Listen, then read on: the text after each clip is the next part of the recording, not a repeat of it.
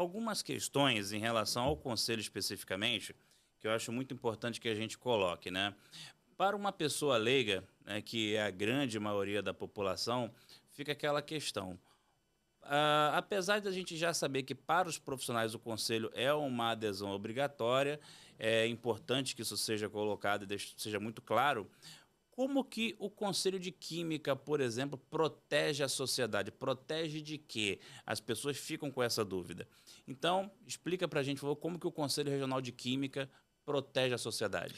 César, você lembra agora, há muito pouco tempo, que a gente teve uma crise, mais uma crise na SEDAI, na estação Imunana Laranjal, com uma poluição com tolueno. Não sei se você Sim, já lembra teve disso. Geosmina, teve o A cardápio Geosmina foi completo. antes. E agora, recente também, a gente tem ouvido muito falar sobre a poluição atmosférica na região de Santa Cruz, por conta de uma indústria que lá existe. Todas essas situações, e aí eu poderia te dar vários exemplos, são impactos à sociedade como um todo. Um alimento contaminado, e uma das capacitações que eu te falei tem a ver com fraude em produto lácteo, por exemplo, uma cerveja, e a gente viu isso, um caso emblemático recente lá em Minas, da Baker, né? Então, algumas são as, enfim, diversas são as possibilidades da sociedade ser impactado quando um produto ou uma situação química é mal gerenciada. Então é exatamente aí que o Conselho protege. No caso da SEDAI que eu estou te falando, a gente tem aí, talvez um dia, quando você quiser, a gente pode falar especificamente dessa situação. A água é um bem fundamental, né? Que a gente tem que tratar direito e que aquele produto que nos é entregue tem que ser entregue com qualidade. E tem uma série de variáveis associadas a isso. Uma das variáveis é o método de tratamento e as análises que são feitas antes da distribuição da água para consumo, da água potável para consumo. Em teoria, lá na estação, eu teria que tomar uma água e aquela água tem que estar ok. E depois, na hora que eu tenho todo o processo de bombeamento para chegar na sua casa, em teoria, aquela água tem que chegar potável. O que acontece é que a gente avalia, por exemplo, nas estações de tratamento, e aí eu não falo só do Rio de Janeiro, nas estações de tratamento do Brasil, há uma teoria para a montagem da estação que eu, particularmente, como profissional da química, profissional de meio ambiente, questiono muito. E o pior, esse questionamento é um questionamento que a gente tem tentado levar ao Ministério da Saúde, porque há portarias que regulamentam esse tipo de controle que é feito hoje, que é um controle extremamente frágil. Então, a contaminação do tolueno, voltando a esse caso, foi uma contaminação que se descobriu num determinado momento por uma situação pontual, observação de uma pessoa, de uma mudança no início lá na captação, e aí foi se analisar, e aí depois de um tempo entendeu qual era o problema, e aí mandaram fechar a captação e trataram o problema. Quanto tempo antes o tolueno circulou e foi distribuído para a população? Eu não sei.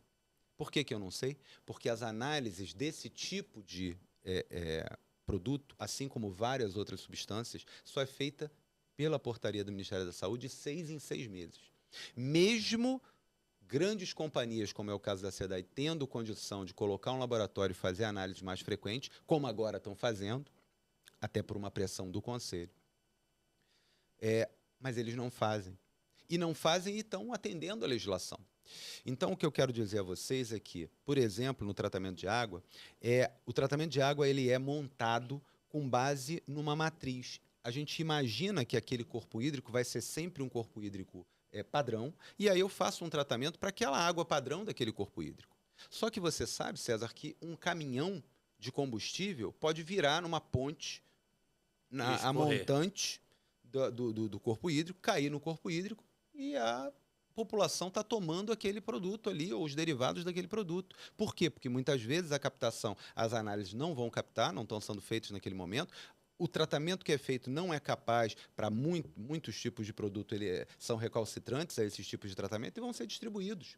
Mais do que isso, você tem a montante, mesmo licenciadas, várias empresas ou vários processos agrícolas, que até parecem ter sido a fonte dessa questão do tolueno especificamente. Essas empresas que têm seus tratamentos, e vamos respeitar que, em teoria, estão licenciados e são feitos de forma adequada, Mas imagina que um deles deu problema e aí vazou. Em outros casos, vamos imaginar que houve ali um despejo clandestino de algum caminhão que chegou Sim. ali e fez isso.